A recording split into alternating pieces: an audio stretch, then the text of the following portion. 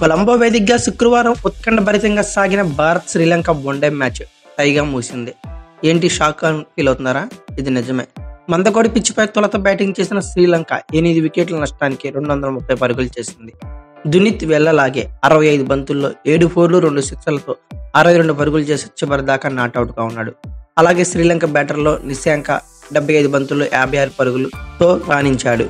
ఇక అయితే భారత్ బౌలర్లో అక్షర్ పటేల్ అలాగే హర్షదీప్ సింగ్ 2 వికెట్లు తీయగా మిగిలిన బౌలర్లు తలా 1 వికెట్ చొప్పున తీశారు. అనంతరం ఛేదనకు దిగిన భారత్ 47.5 ఓవర్లో 230 పరుగులకు ఎగ్జాక్ట్ గా ఆల్అౌట్ అయింది. సో రోహిత్ శర్మ వచ్చేసరికి 47 బంతుల్లో 58 పరుగులు చేయగా టాప్ స్కోరర్ గా నిలిచాడు. అలాగే అక్షర్ పటేల్ 33 పరుగులు, కేఎల్ రాహుల్ 43 బంతుల్లో 31 పరుగులు, విరాట్ కోహ్లీ 32 బంతుల్లో 24 పరుగులు, శ్రేయస్ అయ్యర్ 23 బంతుల్లో 23 పరుగులు చేశారు. అయితే లంక బౌలర్లో అసలంగా 58 పరుగులు 3 వికెట్లు తీయగా కెప్టెన్ అసలంక 30 పరుగులు 3 వికెట్లు పడగొట్టాడు. వెళ్ళలాగే 2 వికెట్లతో సత్తా చాటాడు. ఇక అయితే ఛేదనలో భారత్ శుభారంభం దక్కింది. పిచ్చి స్వభావంతో సంబంధం లేకుండా హిట్ మ్యాన్ చెలరేగడంతో పవర్ ప్లేలో టీమిండియా ఏకంగా 71 పరుగులు చేసింది.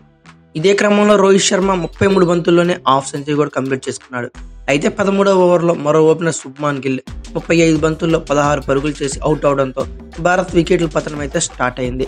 కాసేపటికే రోహిత్ శర్మ, వాషింగ్టన్ సుందర్ రాగానే 5 పరుగులు చేసి వరుసగా ఫెయిలింగ్ తిరగడంతో 75 పరుగులు 0 వికెట్లుగా ఉన్న team India fraction of 12 runs gap లోనే అంటే 87 పరుగులతో 3 వికెట్లుగా చేరింది.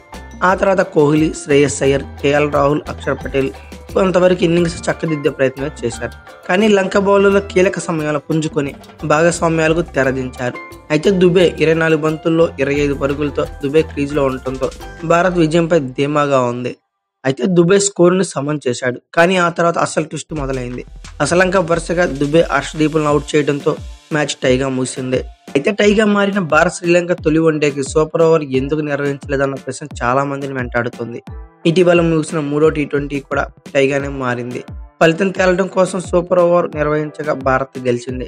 కానీ ఇవాళ వన్డేకు సూపర్ ఓవర్ నిర్వహించలేదు. ఎందుకంటే ఐసీసీ వన్డే రూల్స్ ప్రకారం బైలాటరల్ సిరీస్లో ఓ మ్యాచ్లో విజేతను తేల్చడానికి సూపర్ ఓవర్ నిర్వహించరు.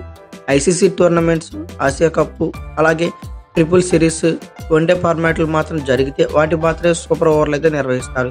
ఈ కారణంతోనే శ్రీలంక మరియు ఇండియాల మధ్య జరిగిన తొలి వన్డేకి టైగా ముగిసింది. సూపర్ ఓవర్ అయితే నిర్వహించలేదు. అయితే శ్రీలంకతో జరిగిన తొలి వన్డేలో టై కావడానికి భారత్ నుండి ఏ డిఫెక్ట్ అయితే కారణంగా ఉందో ఆ ఎఫెక్ట్ పేరు మీకు కామెంట్ బాక్స్ లో పిన్ చేయండి. అలాగే ఈ వీడియో కనుక మీకు నచ్చినట్లయితే like, share, comment plus subscribe చేసుకోండి. అలాగే పక్కనే ఉన్న బెల్ ఐకాన్ ఒకటి మాత్రం మర్చిపోకండి. Thank you for watching. Have a nice day.